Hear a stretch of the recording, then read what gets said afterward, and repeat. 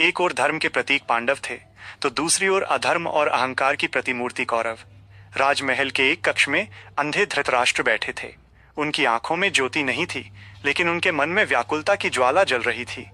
उनके पास ही संजय बैठे थे, जिन्हें महर्षि वेदव्यास ने दिव्य दृष्टि प्रदान की थी, ताकि वे महल में बैठे बैठे ही कुरुक्षेत्र के युद्ध का सजीव वर्णन धृतराष्ट्र को सुना सकें। धृतराष्ट्र के मन में द्वंद्व था। वे जानते थे कि उनके पुत्रों ने अन्याय किया है, लेकिन पुत्र मोह ने उनके विवेक को पूरी तरह ढक दिया था। अंततः उन्होंने अपनी चुप्पी तोड़ी और वह प्रश्न किया जो आज श्रीमद् भगवद गीता का प्रवेश द्वार माना जाता है। पहला श्लोक।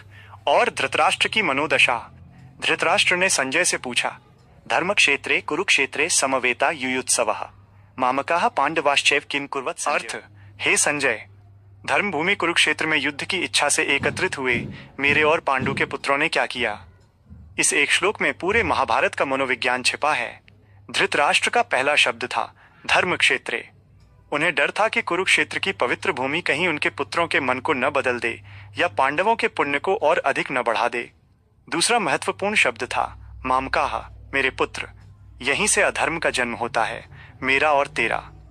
धृतराष्ट्र ने अपने पुत्रों और पांडु के पुत्रों के बीच एक विभाजन रेखा खींच दी थी। युद्ध का मैदान, कुरुक्षेत्र का दृश्य। संजय ने अपनी दिव्य दृष्टि से देखा और वर्णन करना शुरू किया। कुरुक्षेत्र का मैदान शंखों की ध्वनि से गूंज रहा था। आकाश में धूल का गुबार था और वीरों की ललकार सुनाई दे रही थी। संजय ने बताया, हे राजन, आपके पुत्र दुर्योधन ने जब पांडवों की सुव्यवस्थित सेना को देखा तो वो डर गया। वो अपने गुरु द्रोणाचार्य के पास गया और उन्हें पांडवों की सैन्य शक्ति के बारे में बताने लगा। दुर्योधन का अहंकार उसके शब्दों में झलक रहा था, लेकिन उसके भीतर कहीं न कहीं पराजय का भय भी था। युद्ध केवल हथियारों का नहीं था, वो संस्कारों और संकल्पों का था। एक तरफ भीम की गर्जना थी, तो दूसरी तरफ भीष्म पितामह का अटूट अनुशासन। कहानी तब एक निर्णायक मोड़ लेती है जब पांडु पुत्र अर्जुन, जो संसार के सर्वश्रेष्ठ धनुर्धर थे, युद्ध के मैदान के बीचों बीच अपने रथ को खड़ा करवाते हैं। उनके सारथी स्वयं भगवान श्री कृष्ण थे। जैसे ही अर्जुन ने सामने खड़े अपने दादा भीष्म, गुरु द्रोण और अपने ही भाइयों को देखा, उनके हाथ से गांडीव धनुष छूटने लगा। अर्जुन का शरीर कांपने लगा और उनकी आंखों में आंसू आ गए।